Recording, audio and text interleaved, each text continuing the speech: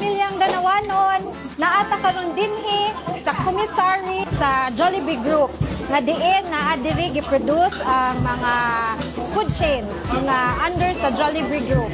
Chowking, ang Jollibee, ang Red Ribbon, ang Mang Inasal, and Burger King. This commissary will create more jobs for all Danawanon. Dinhi sa Danau. Bida ang saya! Sidlak Danau, here and now. Pinnacle Quality Food Incorporated, the now commissary, the first multi-brand plant of the Jollibee Group that features the best standards and practices for food, people, planet.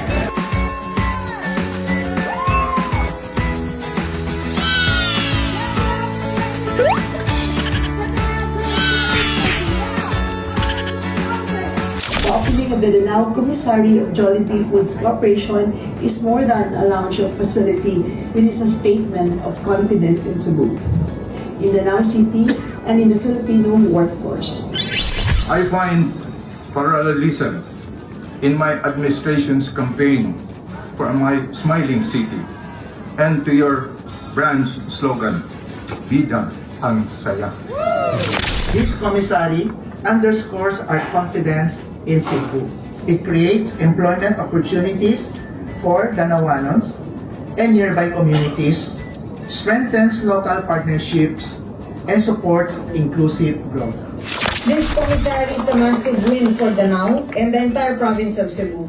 Every new commissary Jollibee opens represents more jobs, more security, and more growth for our local industries.